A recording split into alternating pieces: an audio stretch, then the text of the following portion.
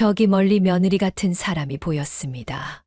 밤이라서 잘 보이진 않았지만 입은 옷이나 머리가 제 며느리와 똑같았죠. 근데 이상한 건 그 사람이 다른 남자의 팔짱을 끼고 아파트 현관에서 나오고 있었다는 겁니다. 저도 모르게 몸을 숨기고 그 장면을 바라보았죠.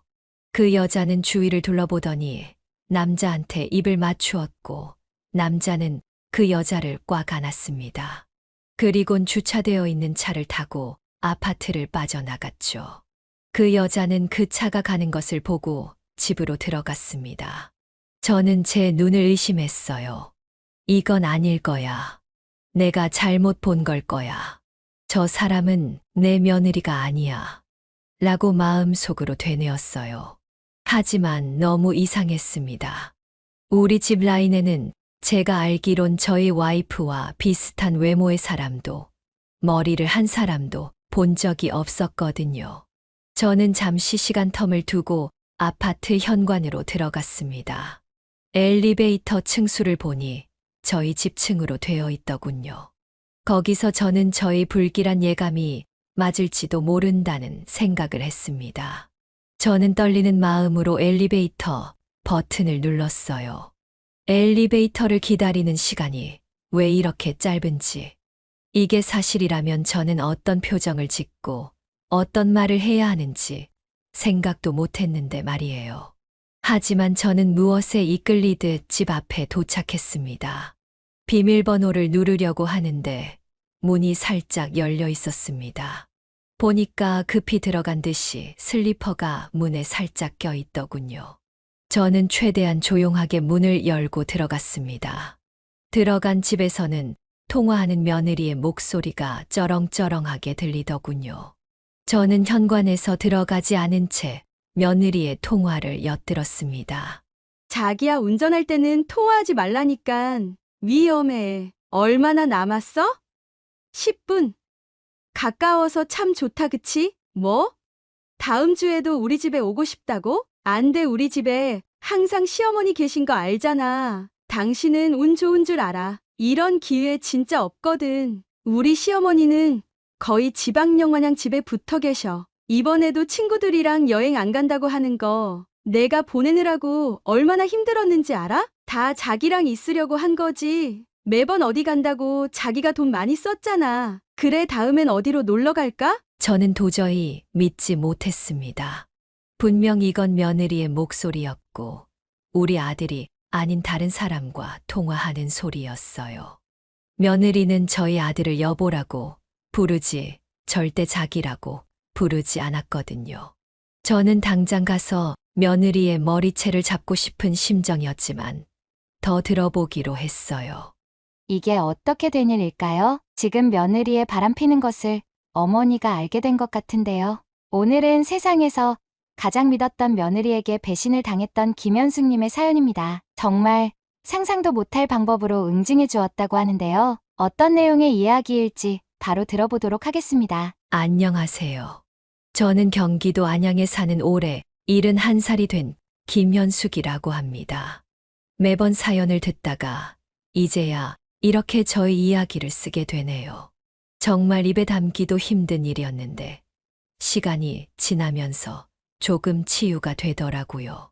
그래서 저에게 있었던 충격적이기도 놀라운 일을 여러분과 함께 공유를 하고 여러분의 좋은 말씀을 듣고 싶어서 사연을 신청하게 되었어요. 이 일이 있었던 시기에는 제가 너무 경향이 없고 현명하지 못했기에 너그러운 마음으로 이해하며 들어주시면 감사하겠습니다. 그리고 제 이야기를 끝까지 들으신 후 제가 어떻게 했으면 더 좋았을지, 그리고 이후에는 어떻게 살아야 하는지 더 좋은 말씀 해주신다면 살아가면서 실천하며 살겠습니다. 그럼 이야기 시작하겠습니다. 제 이야기를 먼저 말씀드리기 위해선 제 아들을 가지게 되었을 때 이야기를 먼저 말씀드려야 할 것 같아요. 저는 조금 늦은 나이에 남편과 결혼을 했습니다. 남편과는 직장 동료였어요. 몇 년간은 동료처럼 지내다가 같이 일을 하나 맡게 되어 출장을 가게 되었는데 거기서 술을 한잔 했다가 눈이 맞아버렸죠. 회사에서 2년 정도 비밀연애를 하다가 결혼식을 올렸어요. 당시에 회사 동료들은 어쩜 그렇게 감쪽같이 속였냐며 대단하다고 이야기를 했죠. 결혼을 하고 나서도 저는 회사를 그만두지 않았어요. 당시에 나이를 가지는 게 좀 무서웠어요. 주변 사람들은 제가 이해가 안 된다고 했지만 정말 무서웠어요. 제가 누군가를 책임진다는 것도 무서웠고, 아이를 가지면 힘들고 낳을 때도 아프다고 들었기에 최대한 뒤로 미루고 싶었죠. 하지만 남편은 계속 아이를 가지고 싶다고 저를 설득했어요. 저는 그런 남편에게 미안했지만 그래도 계속 미뤘어요. 그렇게 3년 동안 더 일을 하고 나서야 저는 남편과 아이를 계획했죠. 처음엔 잘 임신이 안 되더라고요.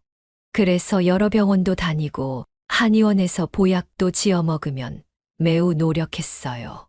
저는 그때 저를 원망하게 되더라고요.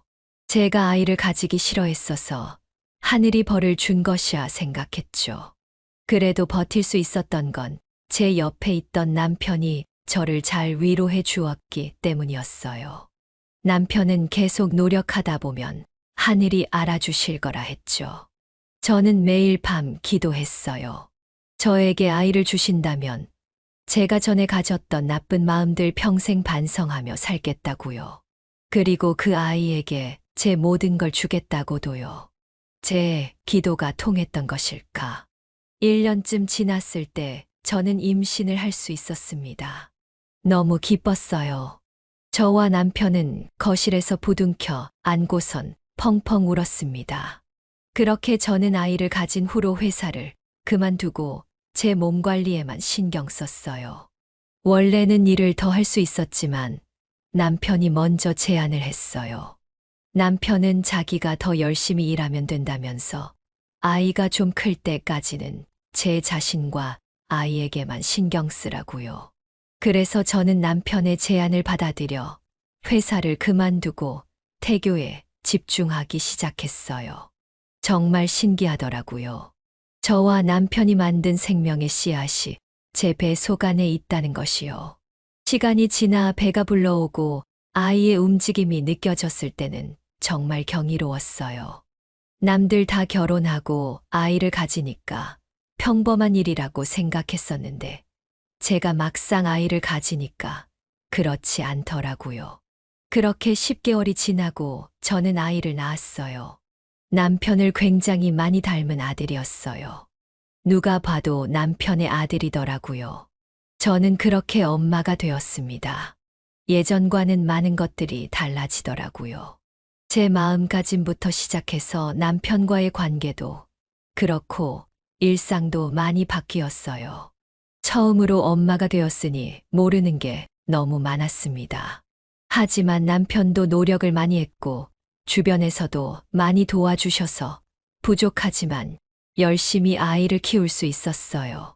더군다나 남들보다 늦게 아이를 낳았기 때문에 더 소중하게 느꼈던 것 같아요. 아이는 정말 눈 깜빡하면 자라있더라고요. 너무 아쉬웠어요. 너무 귀여운 이 상태로 조금 더 머물렀으면 좋겠다는 어린 생각도 들더라고요. 제 아들은 유치원을 졸업하고 초등학교에 입학을 했습니다. 주변 또래 엄마들보다 제 나이가 더 많더라고요. 그래서 엄마들은 절 보고 언니라고 부르며 잘 대해 주었고, 저도 동생들과 이런저런 이야기를 공유했어요. 저는 아이가 저를 보고 나이 들었다는 생각을 하지 않도록, 또 다른 아이들에게 놀림받지 않도록 최대한 젊어 보이려고 애를 쓰기도 했습니다. 남편과 둘째 이야기를 하기도 했었지만 사실 저희에겐 한 명 있는 아들도 너무 큰 축복이었기에 괜찮았어요. 병원에서 둘째를 가지기엔 조금 힘들다고도 했었고 저 또한 아이 한 명에게 집중하고 싶었거든요. 사실 개인적으로는 너무 행복했어요. 남편도 성실하게 회사 생활을 했고 저희 아들도 너무나 잘 자라주고 있었거든요. 매일 저녁 모여서 하루에 있었던 이야기들을 공유하고 제 밥을 맛있게 먹는 남편과 아들을 보면 힘든 것이 싹 달아났어요. 당시엔 평생 이렇게 살 수 있을 줄 알았습니다. 하지만 그건 제 착각에 불과했어요. 왜냐하면 얼마 뒤에 청천벽력 같은 일이 저희 가족에게 벌어졌거든요. 그 일이 발생한 건 아들이 중학교 1학년이 되었을 때였어요. 남편과 아들과 함께 주말에 외식을 갔습니다. 근데 남편이 밥을 먹다 말고 기침을 심하게 하기 시작했어요. 며칠 전부터 기침을 하기 시작했는데 그냥 감기라고 생각하고 약국에서 약만 사다 먹었었거든요. 근데 남편이 기침을 멈출 생각을 안 하더니 갑자기 개결을 했어요. 남편의 입을 막고 있던 휴지에 빨간 피가 흥건하게 묻어 있었어요. 저는 너무 깜짝 놀랐죠. 저 말고 아들과 주변에 있던 종업원들도 굉장히 놀랐어요. 남편도 당황했는지 무슨 말을 해야 할지 모르더라고요. 남편은 괜찮다고 곧바로 피를 닦아냈지만 제가 괜찮지 않았습니다. 저는 남편을 데리고 바로 응급실에 갔어요. 근데 응급실에서 해줄 수 있는 게 없다고 하더라고요. 검사를 받아보는 게 좋을 것이라는 말만 듣고 집에 왔어요. 저는 남편이 큰일이라도 나는 거 아닌가 밤새 걱정을 하느라 잠을 이루지 못했죠. 다음 주가 되고 남편은 회사를 쉬고 저와 함께 큰 대학병원에 가게 되었습니다. 검사를 받는데 꽤 오랜 시간이 걸리더라고요. 남편은 괜찮다며 저를 안심시켜 주려 했지만 불안한 건 어쩔 수 없었어요. 시간이 좀 흐르고 병원에서 와봐야 할 것 같다고 해서 남편과 함께 다시 병원을 찾아갔어요. 의사는 한동안 말을 아끼다 말을 했어요. 남편이 폐암 말기라고 하더군요. 현실감이 느껴지지 않았어요. 제 주변에서는 암에 걸린 사람이 한 명도 없었거든요. 왜 살면서 남한테 피해 주는 일 한 번 안 하고 산착해 빠진 남편이 폐암에 걸렸는지 이해가 되지 않았습니다. 남편은 살면서 담배는 입에 대지도 않았거든요. 저는 얼마나 놀랐느니 울음이 나지도 않았습니다. 의사는 저희에게 차분히 여러 방법들을 말해 주었고 저도 이것저것 물어보았죠. 남편을 안심시키기 위해서 울음을 꾹 참고 있었는데 병실에서 나와 남편이 저를 안아주며 괜찮다고 말했을 때 저는 도저히 참지 못했습니다. 남편의 품에 안겨 남편이 옷깃이 다 젖어버릴 정도로 울기 시작했죠. 결과는 너무나도 좋지 않았습니다. 이미 폐에 있는 악성 종양이 뇌 쪽으로도 전이가 어느 정도 진행되어 있는 상태였어요. 알고 보니 남편은 이전부터 두통이나 구토 같은 여러 증상들이 있었지만 그냥 대수롭지 않게 생각한 것이었어요. 저는 자기 몸 하나 못 챙긴 남편이 너무 원망스러웠습니다. 저도 모르게 남편에게 화를 냈어요. 어떻게 아버지라는 사람이 자기 몸 하나 못 챙길 수가 있어요. 당신 가면 우리는 어떡하라고요. 미안해, 여보. 남편은 그 말을 끝으로 아무 말도 하지 않았어요. 그저 저를 안고서 울기만 했습니다. 남편은 수술과 치료가 가망이 없다는 것을 알고 나서는 치료를 포기했어요. 회사도 그만두었죠. 회사에 산재 처리를 했는데 기각되었습니다. 대신 위로금 조로 퇴직금에 돈을 조금 더 얹어주더군요. 한동안 넋을 놓고 있던 저도 남편이 삶을 정리하는 모습을 보며 가만히 있으면 안 될 것 같다는 생각이 들더군요. 저는 최대한 남편이 편하게 남은 생을 보낼 수 있게 도와주었어요. 남편의 주변 관계와 재산 정리를 도와주었고 아들에게 남편의 상황을 차분하게 말해 주었습니다. 아들도 충격을 받았는지 몇 날 며칠을 울고 나서야 정신을 차리더군요. 저는 남편이 아들에게 가장 멋진 아버지로 남았으면 했어요. 그래서 저희는 모아둔 돈을 가지고 가족 여행을 떠났습니다. 남편이 두통과 기침, 호흡곤란 등으로 중간중간 많이 힘들어했지만 그래도 좋은 추억들을 많이 쌓았죠. 그 후 6개월이 지나고 남편은 세상을 떠났습니다. 마지막엔 병원 신세를 질 수밖에 없었고 마지막 일주일 동안 의식이 없었어요. 저와 아들은 6개월 동안 차분하게 마음의 준비를 해왔기에 그나마 담담하게 남편을 편안히 보내줄 수 있었어요.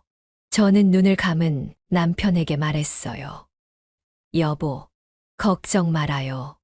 우리 지훈이 제가 남부끄럽지 않게 잘 키워볼게요. 지금까지 멋진 아버지로 있어줘서 고마웠어요. 누가 뭐래도 당신은 나에게 세상에서 가장 멋진 남자였어요. 거기 가서도 저와 지훈이 잘 살 수 있게 항상 지켜봐줘요. 사랑해요. 그렇게 세상엔 저와 아들밖에 남지 않았습니다. 남편이 남기고 간 재산이 있었지만 아들을 대학 보내고 결혼할 돈을 보태주기에는 한없이 모자랐어요.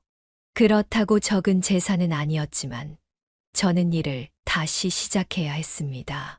10년이 넘도록 일을 하지 않았던 터라 이전에 제가 했던 일을 할 수는 없었어요.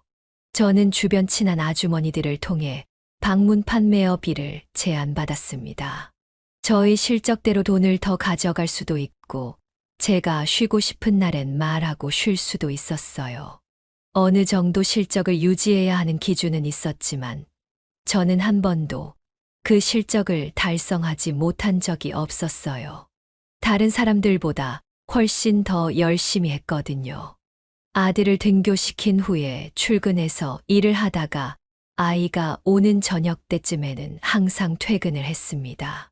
그게 저의 철칙이었어요. 아들과의 시간을 꼭 보내야 한다는 것.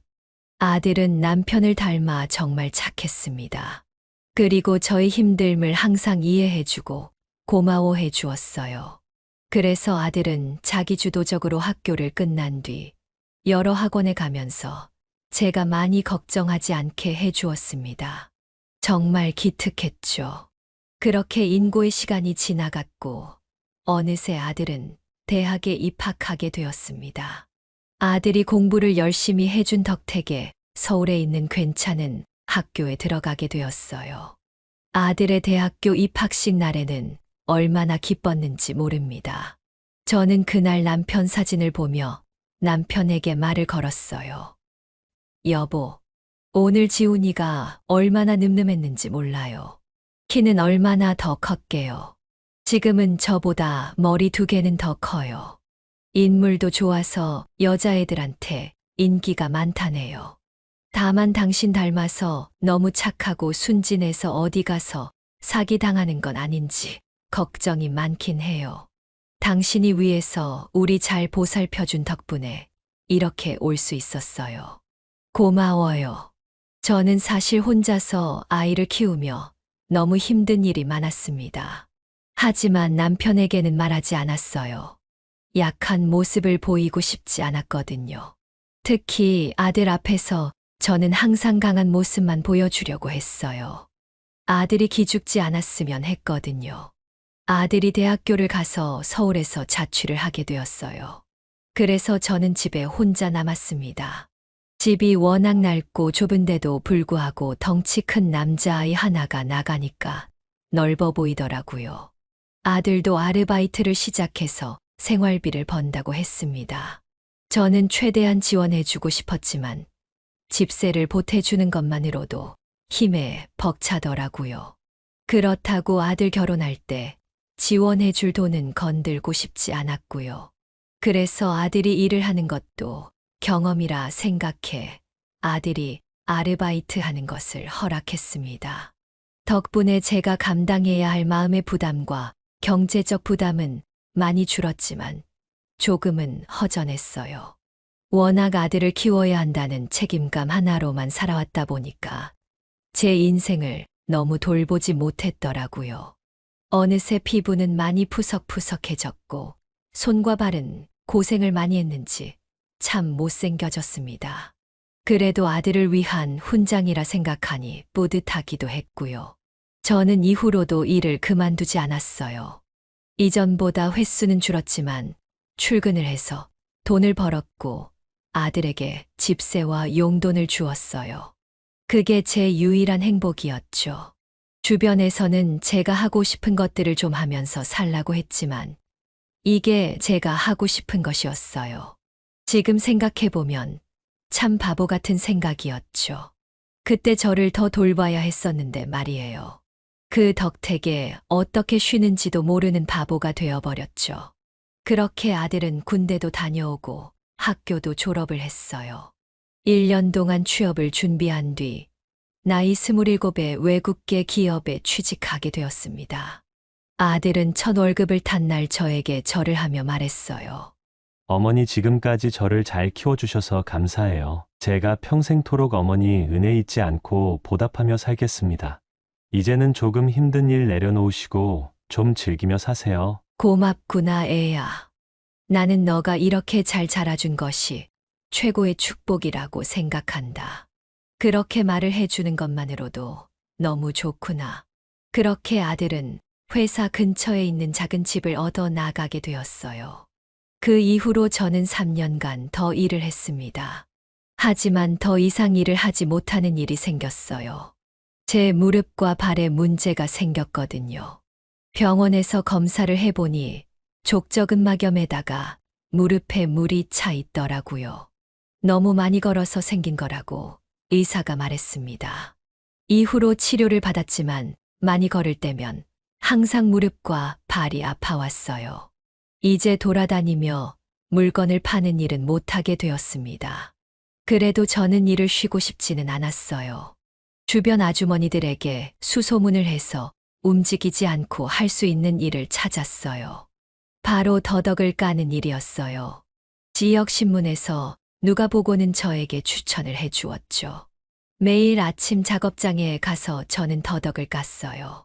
처음엔 하기도 어렵고 손에 익지 않았는데 몇 달 동안 하다 보니 속도가 좀 붙더라고요. 아들은 이제 일을 그만두라고 했지만 그러고 싶지 않았습니다.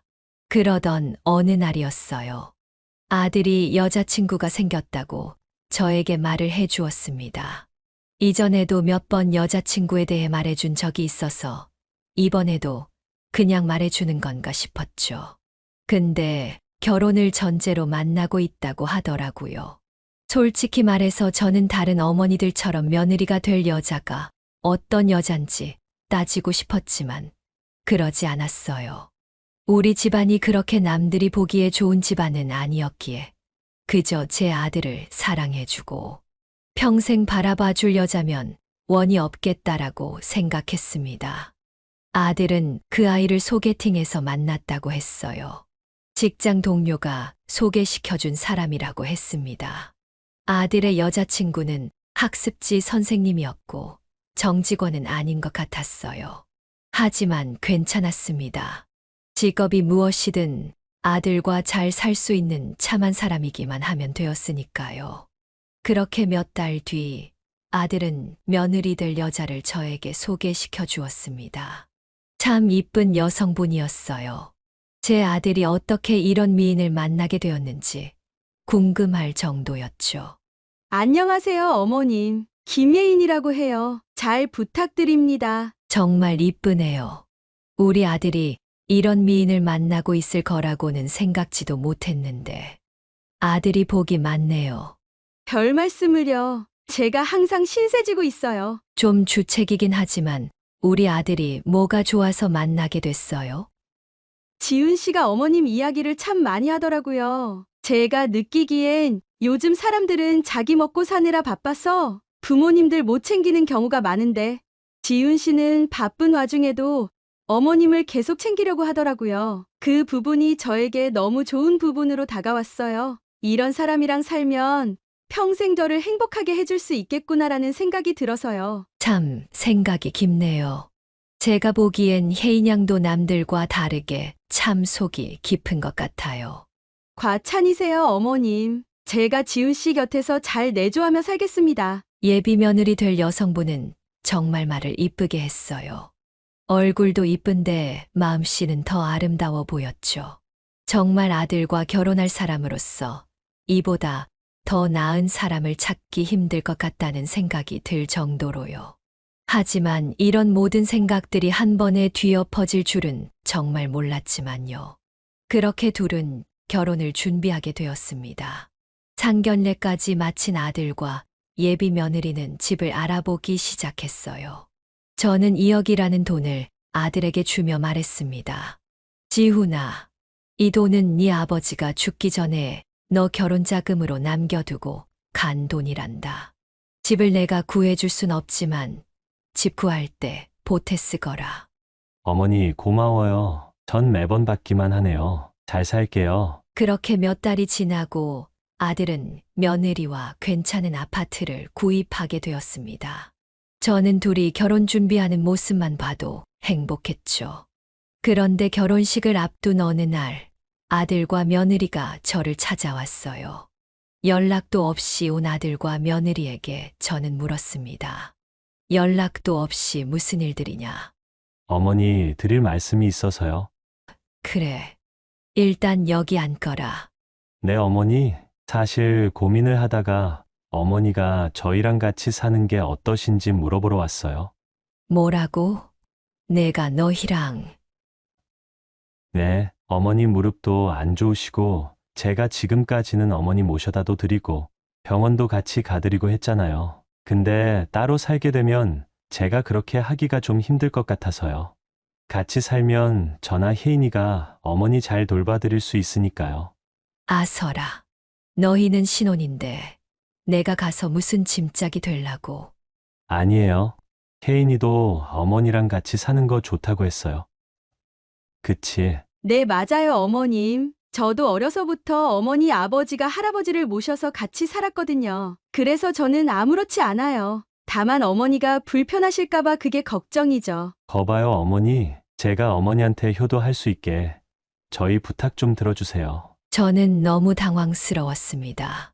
물론 아들의 제안은 고마웠고 매우 기뻤지만 제가 아들과 며느리에게 불편함을 줄까봐 그게 걱정이 되었어요. 같이 살고 싶지 않다고 하면 거짓말이겠죠. 그래서 저는 잠시 고민을 했습니다. 저는 둘의 표정을 바라보았습니다. 아들은 정말 저랑 같이 살고 싶은 표정이었고 며느리는 잘 모르겠더라고요. 혜인이가 괜찮다면 그렇게 하마. 대신 너희 신혼은 1년 동안 즐기고 그 이후에 다시 생각해보자꾸나. 바로 같이 사는 게 아니어서 아들은 떨떠름한 표정이었지만 저는 이게 최선이라 생각했어요. 둘의 신혼은 지켜주고 싶었거든요. 그렇게 아들과 며느리는 결혼식을 올렸고 집으로 들어가게 되었습니다. 아들은 제가 걱정됐던지 한 달에 2번씩은 저를 찾아왔어요. 며느리도 처음엔 저에게 자주 안부 전화를 해주었죠. 저는 은근 기대를 하고 있었지만 한편으로는 아들이 까먹었을 수도 있을 거란 생각을 했습니다. 하지만 정확히 1년 후 아들은 저에게 집으로 들어오라고 했어요. 저는 다시 한번 며느리의 의사를 물었고 며느리도 좋다는 대답을 전해왔습니다. 그렇게 저는 20년 넘게 산 집을 팔고 아들의 집으로 이사를 하게 되었어요.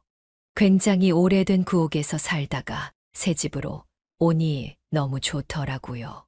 물도 잘 나오고 난방도 잘 되었어요. 무엇보다 저녁마다 아들과 며느리와 함께 저녁을 먹는 시간이 너무 좋더라고요. 며느리는 결혼 후에 일을 그만두고 집 근처 카페에서 아르바이트를 하고 있었어요. 아들은 며느리가 일을 그만두었으면 했는데 며느리는 계속 일을 하겠다고 했죠. 저는 뭐든 좋았어요. 아들과 며느리가 서로 이야기해 가면서 서로에게 맞춰주는 모습이 좋다고 생각했습니다. 그렇게 시간이 흐르고 아들은 중요한 프로젝트를 맡게 되었고 출장이 잦아지게 되었습니다. 주로 해외에 갔고 가면 짧으면 며칠 길면 몇 주 동안 집을 비우게 되었어요. 그렇게 될 때면 저와 며느리만 집에서 지냈습니다. 조금은 어색했지만 그래도 둘이 선을 잘 지키고 배려를 하면서 잘 지내왔어요. 그런데 며느리가 조금씩 이상한 징후를 보이기 시작했어요. 아들이 출장을 갈 때마다 항상 밤 늦게나 혹은 새벽에 집에 들어오는 것이었습니다. 저는 워낙 밤귀가 밝아서 자고 있다가 현관문 열리는 소리가 들리면 바로 잠에서 깨곤 했거든요.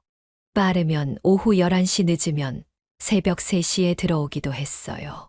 한 번은 말 없이 외박을 했습니다. 저는 며느리에게 물었어요. 애야, 혹시 요즘 바쁘니? 카페는 문을 일찍 닫을 텐데 요즘 왜 이렇게 늦게 들어와? 어머님, 그게 아니고요. 요즘 연말이라 회식도 많고 친구들 만날 약속도 많아서요. 죄송해요. 일찍 다닐게요. 아니다.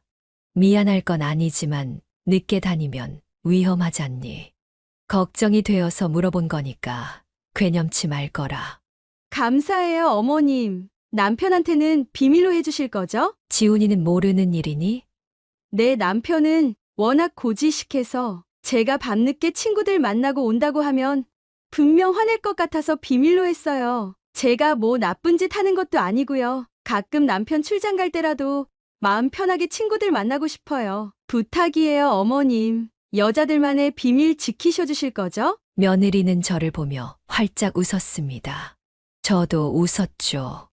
이 비밀을 통해 며느리와 조금이라도 더 가까워진 것 같아 기분이 좋았거든요.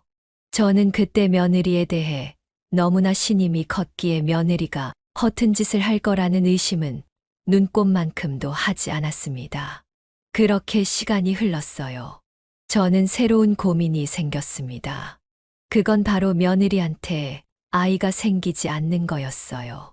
저도 그랬던 경험이 있었던 터라 저는 며느리에게 힘이 되어 주고 싶었습니다. 며느리와 아들은 꽤나 노력하고 있는 것 같았거든요. 그래서 저는 유명하다는 한의원은 모두 돌아다니면서 며느리에게 보약을 지어주었어요. 아가야, 이거 한번 먹어보렴. 먹으면 3달 안에 임신이 된다고 하네. 감사해요, 어머님. 저 때문에 많이 고생하시네요. 아니다. 너가 아이를 빨리 가지고 싶을 텐데. 너가 고생이지. 내가 하는 건 아무것도 아니야. 죄송해요. 제가 얼른 아이를 가져야 어머니도 좋아하실 텐데 말이에요. 그런 말은 하덜 말 거라. 내가 좋아서 하는 것이니 부담스러워 하지 말고. 아이를 가진다는 것은 하늘의 뜻이야. 언젠가 너가 간절히 원하면 가지게 될 거니까 마음 편하게 먹으렴. 누구한테 미안해하지도 말고 스스로를 자책하지도 말고. 네, 감사해요, 어머니. 저의 이런 노력과 며느리의 바램을 하늘이 알아주신 덕인지 6개월 뒤 며느리는 임신을 하게 되었습니다. 그날 저는 제 아들을 가졌을 때처럼 세상을 다 가진 기분이었습니다. 우리 셋은 집 거실에서 서로를 다독여주며 축하 파티를 열었어요. 그렇게 저는 기쁜 마음으로 우리 집에 새로운 가족을 맞이할 준비를 했습니다. 여러 아기 키우는데 필요한 물품들과 옷들을 미리 알아보았고, 그게 저희 새로운 기쁨이 되었어요. 저는 친한 아주머니들한테도 자랑을 하고 다녔습니다. 며느리는 임신을 하고 나서는 일을 그만두게 되었어요. 저와 아들의 제안을 며느리는 심사숙고한 뒤에 받아들여 주었어요. 그러던 어느 날이었어요. 아들은 또 해외로 출장을 가게 되었습니다. 미안해, 여보. 같이 있어주고 싶은데 말이야. 아니에요. 저는 어머니랑 잘 있을게요. 당신은 우리 걱정하지 말고 열심히 일해서 돈 많이 벌어와요. 그래, 알겠어. 다음 주 토요일에 오는 거 맞죠? 응, 더 빨리 오고 싶은데 아마 일이 바빠서 늦어지면 더 늦어지지 빨리 올 수는 없을 거야. 거긴 시차가 한국이랑 정반대라 밤에 통화하기도 힘들 것 같아. 괜찮아요. 대신 올 때 선물 잊지 말고요. 그래, 알겠어. 어머니, 저 다녀오겠습니다. 혜인이 좀 부탁드려요. 그래. 몸 건강히 잘 다녀오거라. 며느리는 아들이 자주 출장을 가는 것에 서운할 수 있음에도 항상 밝은 목소리로 아들에게 잘 다녀오라고 했어요. 저는 그런 며느리에게 참 고마운 마음을 느꼈습니다. 그래서 제가 며느리를 잘 보살펴 주겠다 다짐을 했어요. 하지만 며느리는 아들이 없을 저녁 때마다 나가기 시작했어요. 어느 날엔 점심에 나갔다가 새벽에 들어오기도 했습니다. 저는 너무 걱정이 되었어요. 그래서 며느리에게 말했습니다. 이번에도 친구 만나고 오는 거니? 네, 어머니. 제가 너무 늦게 들어왔죠. 그래. 애도 있는데 너무 무리하는 거 아니야? 제가 유일하게 스트레스 푸는 게 친구들 만나서 수다 떠는 거라서요. 그래도 술은 안 마시잖아요. 그건 다행이다만 너무 늦게 자는 건 아이한테 좋지 않아. 네, 어머님. 그래도 정신적으로 스트레스 받는 것보다는 나으니 이해해 주세요. 남편 오기 전까지만 작은 일탈 좀 하고 오면 다시 규칙적인 생활로 돌아갈게요. 그래, 알겠다. 밥은 잘 챙겨 먹어야 한다. 네, 그럼요, 어머님. 어차피 일주일이면 아들이 오니 며느리가 밖에서 놀고 오는 것에 그리 큰 걱정을 하지 않았죠. 그렇게 며칠이 지나고 아들이 오기까지 일주일 정도가 남았습니다. 저에게도 일정이 하나 잡혔습니다. 이전에 살던 곳에서 친하게 지냈던 친구들이 함께 여행을 가자는 거였어요. 정확히 말하면 지리산에 가자는 것이었죠. 저는 며느리가 걱정이 되었지만 여행을 너무 가고 싶었어요. 오랫동안 친구들을 보지 못했거든요. 며느리는 너무나 밝은 목소리로 다녀오라고 말했습니다. 어머님이야말로 매일 집에만 계시는데 이럴 때 아니면 언제 바람 좀 쐬고 오시겠어요. 저는 무조건 찬성이에요. 다녀오셔요. 정말 그래도 되겠니? 혼자 있을 수 있겠어. 그럼요. 아직 임신 초반이잖아요. 그리고 해봐야 2박 3일인데요, 뭐. 어머니 무릎 안 좋으신데 산행은 괜찮으시겠어요? 지금은 많이 좋아졌단다. 천천히 오르다가 안 되겠으면 도중에 내려와야지 뭐. 꼭 무릎 보호대 하세요, 어머님. 그래, 고맙다 애야. 그럼 잘 다녀오마. 저는 기쁜 마음으로 친구들에게 향했습니다. 아들과 했던 약속이 마음에 걸렸지만 너무나도 친구들이 보고 싶었어요. 그렇게 저는 친구들과 지리산으로 향했습니다. 오랜만에 친구들을 만나 코에 바람을 넣으니 정신이 맑아지긴 하더군요. 얼마나 웃고 떠들었는지 모릅니다. 저는 아들과 며느리 그리고 곧 태어날 손자에 대해 이야기했고, 저보다 미리 경험한 친구들은 저에게 많은 조언을 해주었어요. 그렇게 도착해서 하루는 펜션을 잡아서 놀게 되었습니다. 다음 날 산행을 가야 해서 아침 일찍 잠에 들었어요. 그리고 새벽에 일어나 산행을 가게 되었는데 이게 뭐람. 제 무릎과 발이 또 살살 아파오기 시작하는 게 아니겠어요. 등산 초입까지 갔는데도 더 이상 올라가기가 힘들더라고요. 친구들은 저를 걱정하기 시작했고 저는 친구들에게 미안한 마음이 들어 저를 빼놓고 올라가라고 했습니다. 저는 어제 논 것만으로도 사실 충분했거든요. 그래서 저는 다시 숙소로 향했습니다. 넓은 숙소에 혼자 있으려니 너무 심심하더군요. 무릎과 발을 원망하며 주무르고 있는데 갑자기 며느리 생각이 났습니다. 며느리가 혼자서 밥을 해먹고 빨래나 청소 등 집안일을 한다고 생각하니 너무 미안해졌습니다. 그래서 저는 하루빨리 집으로 올라가야겠다고 생각이 들었어요. 저는 친구들에게 문자를 하나 남기고는 짐을 싸고 터미널로 향했습니다. 그리고 집으로 가는 버스표를 끊었죠. 며느리에겐 말하지 않았습니다. 깜짝 놀래켜줄 생각이었거든요. 걱정 반 기대 반으로 저는 서울에 도착했고 빨리 가기 위해 터미널에서 택시를 탔습니다. 30분 정도 시간이 걸렸고 집에 거의 다 와서 저는 택시에서 내렸어요. 저기 멀리 며느리 같은 사람이 보였습니다. 밤이라서 잘 보이진 않았지만 입은 옷이나 머리가 제 며느리와 똑같았죠. 근데 이상한 건 그 사람이 다른 남자의 팔짱을 끼고 아파트 현관에서 나오고 있었다는 겁니다. 저도 모르게 몸을 숨기고 그 장면을 바라보았죠. 그 여자는 주위를 둘러보더니 남자한테 입을 맞추었고 남자는 그 여자를 꽉 안았습니다. 그리곤 주차되어 있는 차를 타고 아파트를 빠져나갔죠. 그 여자는 그 차가 가는 것을 보고 집으로 들어갔습니다. 저는 제 눈을 의심했어요. 이건 아닐 거야. 내가 잘못 본 걸 거야. 저 사람은 내 며느리가 아니야. 라고 마음속으로 되뇌었어요. 하지만 너무 이상했습니다. 우리 집 라인에는 제가 알기론 저희 와이프와 비슷한 외모의 사람도, 머리를 한 사람도 본 적이 없었거든요. 저는 잠시 시간텀을 두고 아파트 현관으로 들어갔습니다. 엘리베이터 층수를 보니 저희 집 층으로 되어 있더군요.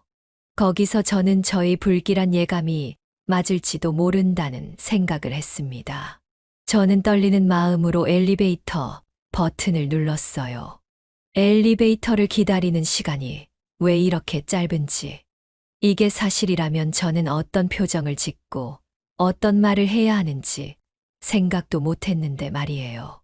하지만 저는 무엇에 이끌리듯 집 앞에 도착했습니다. 비밀번호를 누르려고 하는데 문이 살짝 열려 있었습니다. 보니까 급히 들어간 듯이 슬리퍼가 문에 살짝 껴 있더군요. 저는 최대한 조용하게 문을 열고 들어갔습니다. 들어간 집에서는 통화하는 며느리의 목소리가 쩌렁쩌렁하게 들리더군요. 저는 현관에서 들어가지 않은 채 며느리의 통화를 엿들었습니다. 자기야, 운전할 때는 통화하지 말라니깐. 위험해. 얼마나 남았어?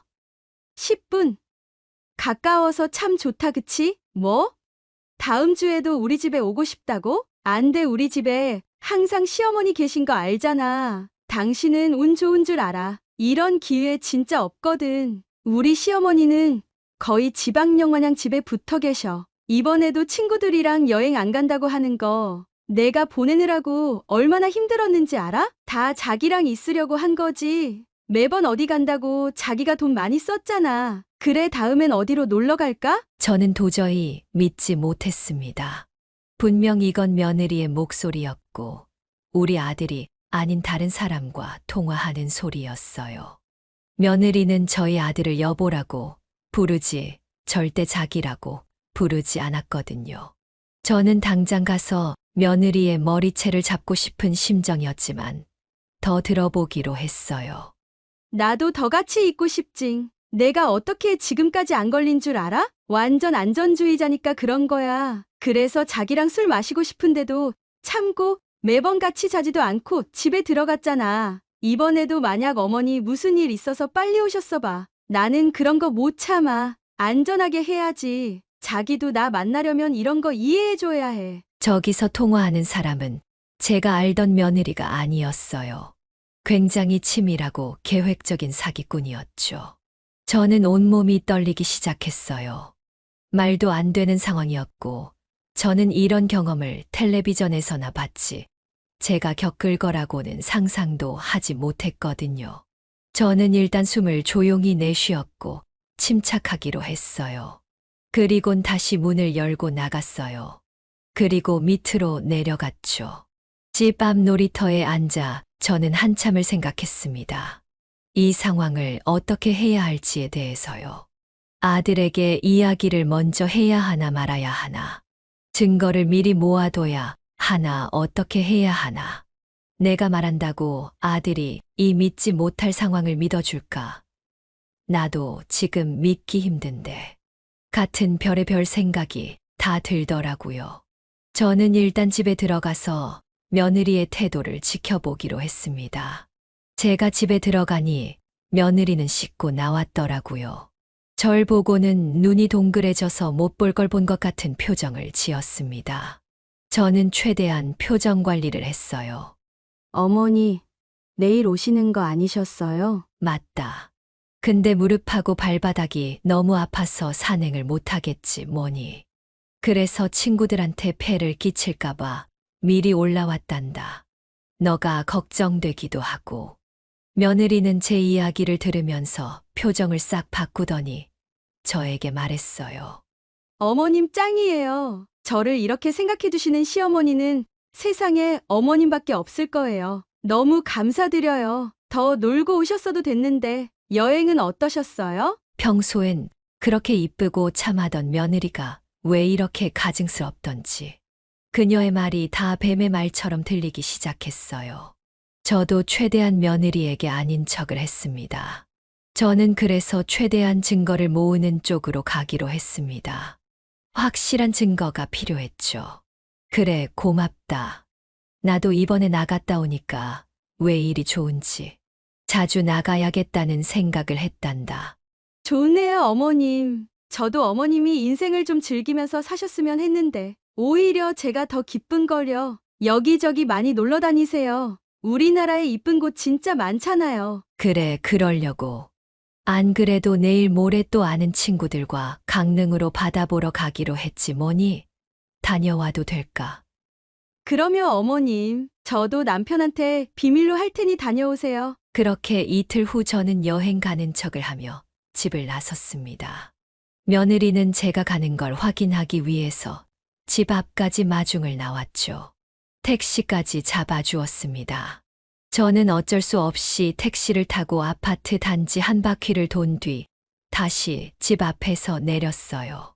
그리고 저를 발견할 수 없는 곳을 찾아 하염없이 기다리기 시작했습니다. 1시간쯤 지났을까? 그때 봤던 남자가 차를 타고 집 앞에 주차를 하는 게 아니겠어요. 저는 두 눈을 질끈 감았습니다.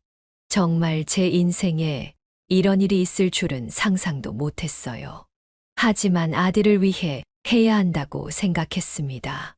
저는 휴대폰을 손에 들고 그 장면을 사진으로 남기기 시작했어요. 잘 보이지 않았지만 얼굴은 인식할 수 있을 정도였죠. 바로 집으로 들어가 현장을 잡을 수도 있었지만 그 둘이 저에게 어떤 해코지를 할지 몰랐기에 무서웠습니다. 그래서 저는 머리를 썼어요. 저는 곧바로 며느리에게 전화를 했습니다. 며느리는 바로 전화를 받더라고요. 어머니 무슨 일이세요? 버스 잘 타셨어요? 아니, 그게 말이다. 친구 자식에게 큰 일이 생겼다지 뭐니. 그래서 급히 친구 보내고 우리들도 다음에 여행 가기로 변경을 했어. 네? 뭐라고요? 며느리의 목소리에는 다급함이 가득 있었어요. 그래서 이제 집으로 오시는 거예요? 그래. 한 30분 정도 걸릴 것 같아. 가는 김에 저녁에 먹을 거 장 좀 보고 가마. 그리곤 전화를 끊었습니다. 저는 휴대폰을 들고 며느리와 그 남자가 나오길 기다렸어요. 그리고 남자와 며느리는 빠른 걸음으로 현관으로 나오기 시작했습니다. 저는 그 장면을 놓치지 않고 빠르게 버튼을 눌러 사진을 남겼어요.